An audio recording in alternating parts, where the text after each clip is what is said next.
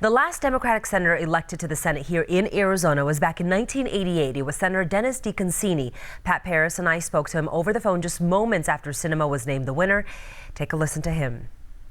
I'm very happy. I talked to Kristen Sinema last night about it, and we felt kind of good, and she was off to Washington, D.C. today. There's orientation for the Senate tomorrow.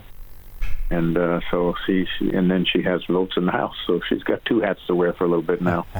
She sure does. When you joined us on election night here in our studio, you talked about the importance of winning Maricopa County because that's what you used to do in winning Senate elections here in the state of Arizona. You were spot on with that prediction that that's what Kristen Sinema needed to do in order to win Arizona.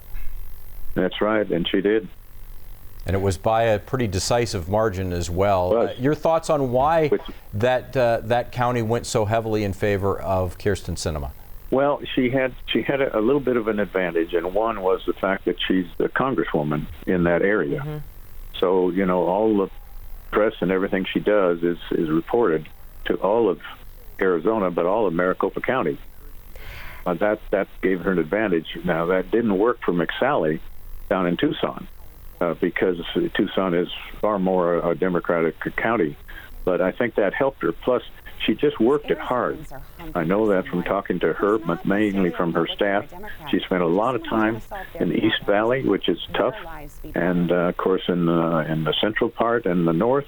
And she just did remarkably well. I can't remember how well I did, but I bet she did better than I did. She just is a great candidate, and she talked issues. You know, it got awful nasty on both sides. I'm always sorry to see that. Not only is Sinema going to be the first female senator for Arizona, the voters have not sent a Democrat since you in 1988. What does this mean for our state? Well, yeah, I got elected in 1976, and then two times after that. You know, I think it's to me it's somewhat encouraging that Arizona, in my opinion, having grown up there all my life, though when I first ran it was Democrats were slightly majority registration, it's always been I always felt it was a moderate or middle state, you know, a centrist state. But it turned so far to the right over the years that I just kept hoping, and finally Kristen put it together. God bless her, because I think that's where people like to be. They don't want to be, you know, just adamant defend Trump or just adamant criticize him all the time. They want somebody that wants to work with the other side, and there are people on the other side, the Republican side, that she can work with. She did it in the House, and she'll find them in the Senate. I know a couple of them that are still there. And she will find them, and she'll work with them, and that's what's good. It's good not only for the country, but it's good for Arizona. She will bring more back to Arizona by being able to have that working relationship. Senator, we'll ask you this as well. Where does politics in this country go from here? It was obviously a hotly contested race, dividing this state. It's divided this country again. What are your hopes for the future for our country and the state of Arizona? Well, my hope for the future is that we can find some middle ground that is not so, I like to term it, reactionary. You know, we have some present occupant in the White House that, you know, likes to fight and likes to bully and that's how he does things. And he got elected, so you can't say it doesn't work. But to me, it's offensive, whether it would be on the Democratic side or the Republican side. No place like that. When I was there, we had one senator, I won't mention his name, who was somewhat of a bully. And, you know, he finally got disciplined for it in the Senate by the Democrats.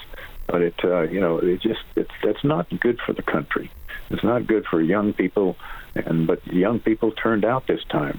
I think they saw where the country was going, and they were dissatisfied.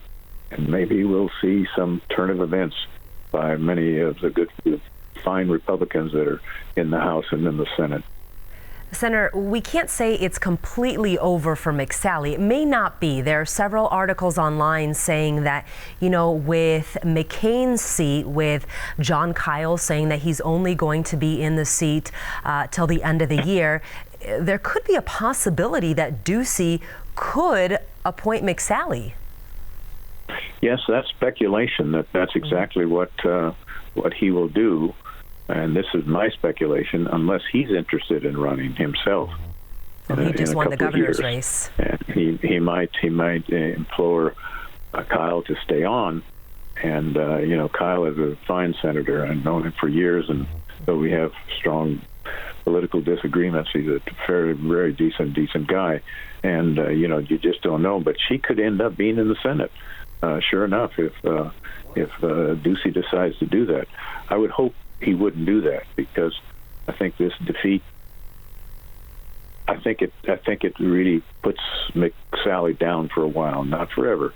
She can come back, but she took such positions on health care that it's going to be hard for her next time she runs for the Senate.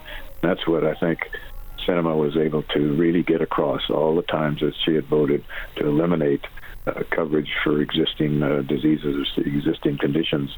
You can't dodge your vote on the floor, Senator Deconcini, we appreciate you taking your time from, I know you're on vacation now, and we appreciate you joining us here on KGUN 9. Thank you.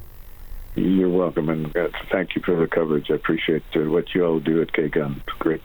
It's a great news station. Have a great night.